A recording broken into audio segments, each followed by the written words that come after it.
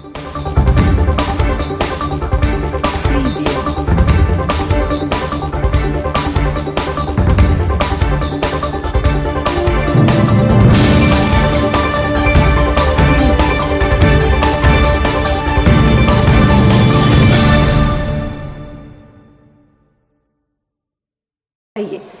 the history of mankind, in the history of womankind, in the history of the world, क्या कभी भी महिलाओं को ये प्रिविलेज मिला है?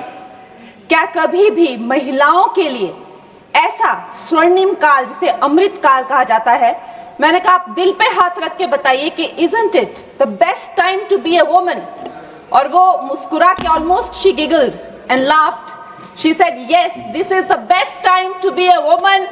और आज विपक्ष वाले हो चाहे पक्ष वाले हो, सबसे पहले तो मैं सारी मातृशक्ति को तहे दिल से बधाई देती हूँ कि हम इतिहास का हिस्सा बने हैं। जो आज तक महिलाओं की एक इमेज रही है, सब महिलाओं ने बात रखी अपनी, चाहे हम लोग आज भी हर दिन पेपर में पढ़ते हैं बेटियों को जहर दे के मार दिया गया, चाहे हम हर एक महिला के दिल में एक दर्द है अध्यक्ष महोदय। और आज प्रधानमंत्री जी नरेंद्र मोदी जी के नेतृत्व में जो एनडीए की सरकार ने किया है, मुझे हमारी एक बहुत ही चर्चित फिल्म है, फिल्म इंडस्ट्री की, दिलवाले दुल्हनिया ले जाएंगे, उसमें एक डायलॉग है कि जा सिमरन तू जी ले अपनी जिंदगी। तो आज हमारी सरकार ने इस भारतवर्ष की बेटियों को कहा है, महिलाओं को कहा है, सारे पिंजरे टूट गए हैं, सारी दीवारें टूट गई है, जाओ बेटियों तुम जी लो अपनी जिंदगी। हम महिलाओं के लिए ये बहुत बड़ी बात है। मैं सारी महिलाओं को, यहाँ बैठी हुई सारी मेरी बहनों को बहुत बहुत बधाई देती हूँ। अध्यक्ष महोदय, भारत की बेटी वैदिक काल में जब दृष्टा बनी, दर्शनी बनी, विदुषी बनी, तो वो गार्गी और मैत्री बनी। मध्यकाल में जब वो लड़ी, उसने नेतृत्व किया, वो रानी लक्ष्मीबाई बनी, वो अबक्का बनी। अध्यात्म में जब भारत की बेटी ने परचम उठाया, परचम पाया, तो वो मीराबाई बनी, अक्का महादेवी बनी। आज भी हमारे भारत की बेटियां जो है हर क्षेत्र में, चाहे वो डिफेंस हो, चाहे वो स्पोर्ट्स हो, फिल्म इंडस्ट्री हो, चाहे वो मंगल मिशन हो, कोई भी ऐसा क्षेत्र नहीं है जिसमें वो भारत का नाम ऊंचा नहीं कर रही हो। लेकिन ये जो राजनीति का एक क्षेत्र है, वही एकमात्र ऐसा क्षेत्र है अध्यक्ष महोदय जी, जहां पर हमारा देश पूरे विश्व के साथ कदम से कदम मिलाकर नहीं चल पा रहा है। मैं हिमाचल प्रदेश का उदाहरण देती हूँ। हमारे पास 68 एमएलएज हैं, लेकिन सिर्फ एक महिला एमएलए है, सिर्फ एक। लेकिन बाकी देश भी इसी तरह की जो है, चाहे 8%, 9% का वुमेन इंक्लूजन, अरे मेरे को प्लीज वुमेन्स बिल पे बोलने दीजिए ना। तो अभी पूरे देश की जो असेंबली का है यही रेट चल रहा है, और ये जो दर है, इसकी जो औसताना दर है वो 9% to 8% है। लोकसभा में जबकि हमें 13% तक पहुंचे हैं, लेकिन ये वैश्विक दर दूर दूर तक कहीं वो वैश्विक दर के नजदीक नहीं है। लेकिन आज जब ये महान उत्सव हमारी जिंदगियों में आया है, तो प्रधानमंत्री जी का एक शब्द मुझे याद आता है कि पेट में चूहे दौड़ना। कांग्रेस के पेट में जब भी कुछ अच्छा होने लगता है तो चूहे इनके दौड़ने लगते हैं, और वैसे ही चूहे दौड़ने शुरू हो गए हैं। अभी प्रियंका गांधी जी कह रही है कि संविधान ही बदल देंगे, यहाँ पे जो है डेमोक्रेसी ही खत्म कर देंगे, कुछ भी करने को जाते हैं तो डेमोक्रेसी खत्म कर देंगे।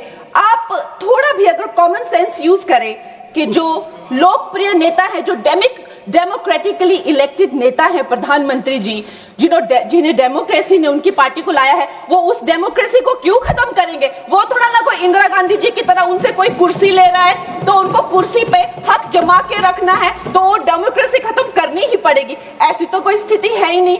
तो जैसे प्रधानमंत्री जी ने कहा कि अगर किसी के लिए डेमोक्रेसी वर्क करती है तो वो मेरे लिए ही सबसे ज्यादा वर्क करती है, तो इतना तो कॉमन सेंस होना चाहिए। जब देखो लोगों को बहलाना फुसलाना, जब देखो जो है वो झूठी बातें चलाना। और अब एक नई बात सीखी है, डिलिमिटेशन जो है, चलो वुमेन्स बिल उनमें हिम्मत नहीं है बोलने की, डिलिमिटेशन में लफड़ा है, इसको हम लोग नहीं आने देंगे। अरे प्रियंका गांधी जी, जब लास्ट टाइम डिलिमिटेशन तो कोई बीजेपी का तो कोई प्रोसीजर है नहीं, एक ये संविधानिक ये एक प्रोसीजर है, हर 11-11 साल में होता था, 51 में हुआ, 61 में हुआ, 71 में हुआ। 71 में जब हुई डिलिमिटेशन तो 61 करोड़ जो है वो भारतीय थे।